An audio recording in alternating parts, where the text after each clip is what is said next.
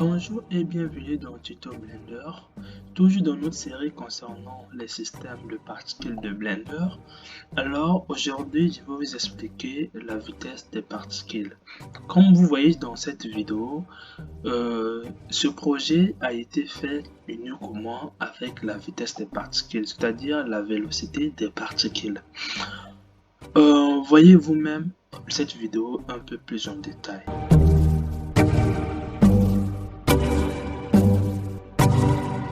Alors, comme vous avez vu sur la vidéo, donc à la fin de notre cours, nous allons réaliser juste ce projet pour mélanger un peu les vitesses, les mouvements que nous allons voir dans ce cours. Sans plus tarder, je vais lancer. Venez dans la rubrique des systèmes de particules, cliquez sur plus pour ajouter. Et la fois dans la vidéo précédente, je vous ai expliqué ces paramètres très en détail. Aujourd'hui, je vais vous expliquer la vélocité. Bien que j'avais dit j'allais vous expliquer les caches, mais ça, je le réserve pour la simulation des parties des fluides. Donc aujourd'hui, je vais vous expliquer ici. C'est quoi d'abord la vélocité des particules? La vélocité, c'est le mouvement que vont prendre les particules au moment que les particules sont émises. Donc au moment que cet objet émet les particules, on pouvait régler leur mouvement ici. Bien que les particules peuvent aussi prendre les mouvements bien après. Donc, je vais vous expliquer, je vais vous donner une idée globale sur ces paramètres. Ensuite, je vais expliquer maintenant ces paramètres en détail.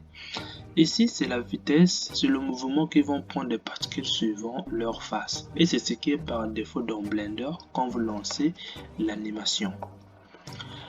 Ici, les particules vont prendre la direction, le mouvement des particules sera parallèle à la surface qui leur a émis. Donc, par exemple, les quatre bulles que vous voyez là vont suivre la direction, vont suivre la direction qui sera parallèle à cette surface.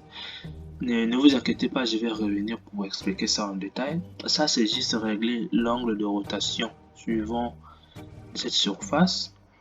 Et ça, c'est la vitesse que vont suivre. En fait, cette partie permet aux particules d'avoir un même mouvement. De ne pas dire que c'est par les particules qui sont créées sur cette face suit un autre mouvement, ça aussi suit un autre mouvement. Ici, on peut dire que les particules vont suivre tous les mêmes mouvements.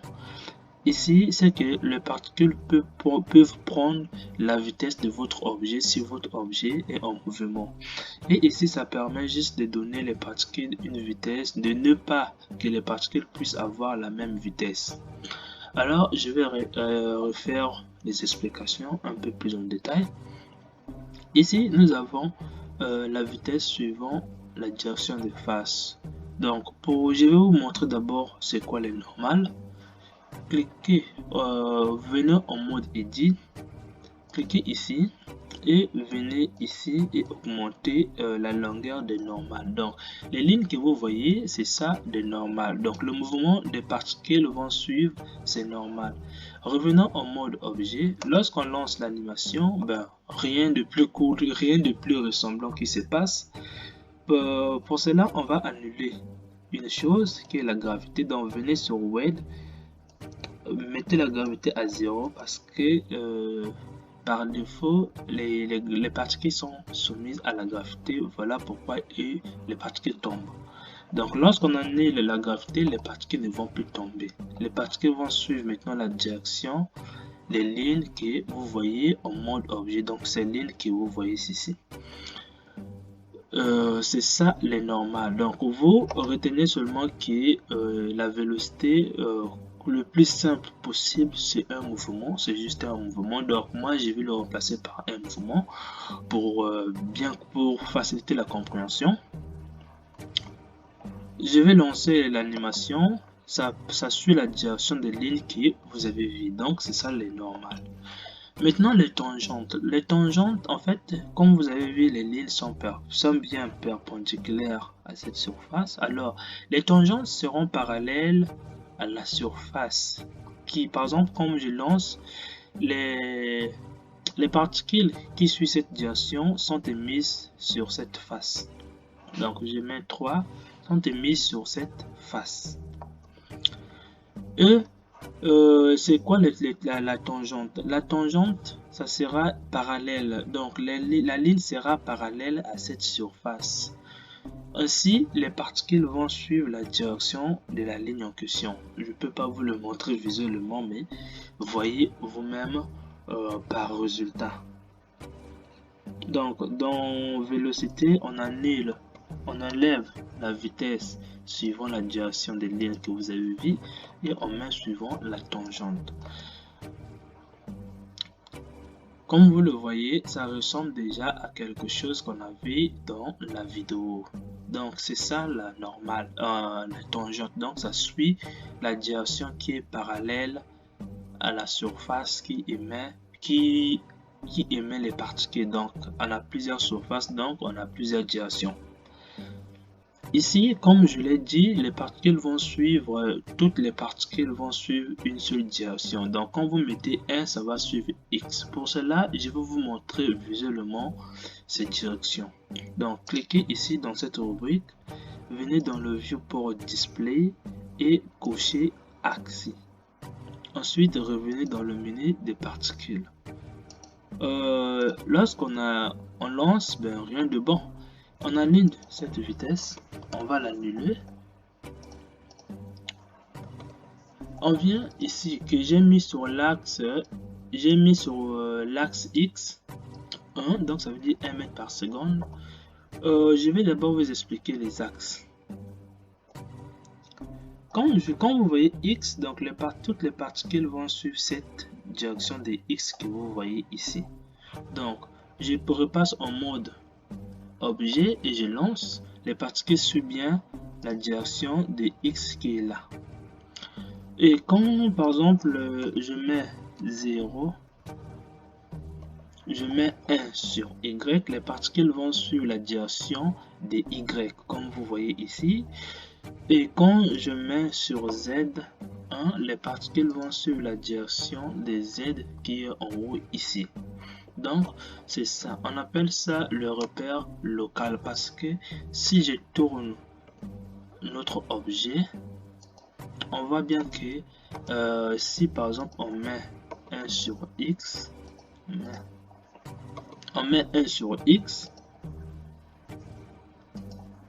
parce que les gens peuvent le comprendre avec les lignes qui sont dans le repère global.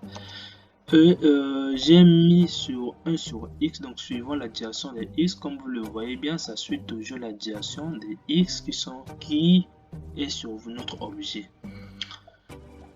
Je vais CTRL Z pour revenir. CTRL Z, nous allons revenir à la position normale. Je vais maintenant vous expliquer cette partie qui concerne au cas où l'objet qui émet les particules est en mouvement. Par exemple, je reste juste comme ça. Je lance l'animation. Même si je fais varier cette paramètre, rien ne se passe parce que cet objet n'est pas en mouvement pour le visualiser. Donc pour cela, on va enregistrer une animation auquel on va donner un mouvement à notre objet. Donc je passe suivant le X et moins X, G, X, je mets mon objet ici, je clique sur I, j'espère que votre curseur ici est bien à 1, donc est bien à 1, et je clique sur G, je clique sur X, je déplace mon objet et je viens déplacer le petit truc. Je pense que j'ai fait de la redondance. Je clique sur GX, je déplace cet objet et vous cliquez sur I, vous validez l'enregistrement. Quand je repars à 0, mon objet suit bien le mouvement. Et ici, mettez à 100 pour ne pas que vous puissiez recommencer à chaque fois, toucher et recommencer. Quelle est la différence maintenant? Comme nous voyons, les particules ne suivent plus la direction de x, mais les particules suivent une direction suivant cette direction. Donc, suivent plus la direction de x, malgré on a donné 1 ici. Qu'est-ce qui se passe? Ici, dans notre objet, désolé, là c'est 1, là c'est 1, on va mettre 0 pour que ça suive bien x. On voit bien que les particules sont, d'autres particules suivent un autre mouvement. En fait, les particules ne suivent pas la même direction. Comme vous le voyez, d'autres vont de gauche, d'autres vont de droite. Donc, c'est ça la particularité de cette particule. Maintenant, comment le comprendre cela? C'est que lorsqu'on met 0,8, cela veut dire que 80% des particules qui seront émises aura la même vitesse que votre objet au début. Donc quand je lance, 80% de mes particules vont suivre, auront la même vitesse que notre objet. Donc si par exemple je le descends, là qu'est-ce qui se passe, c'est que seulement 10% des particules qui seront émises vont prendre la vitesse de cet objet, de l'objet émetteur. Maintenant, sachez que vous pouvez aussi redescendre à un nombre négatif. Cela veut dire quoi? Que vous changez la direction. Sachez que comme vous voyez sur x ici, en temps normal, la vitesse des particules doivent aller suivant cette direction. Donc, quand vous mettez le moins, cela veut dire que les particules, 60% des particules qui sont émises vont prendre la vitesse de notre objet, mais qui vont se déplacer dans le sens contraire de cet objet. Donc voilà pourquoi on voit les particules se déplacent plus vite suivant le sens contraire de cet objet, de notre objet qui émet les particules.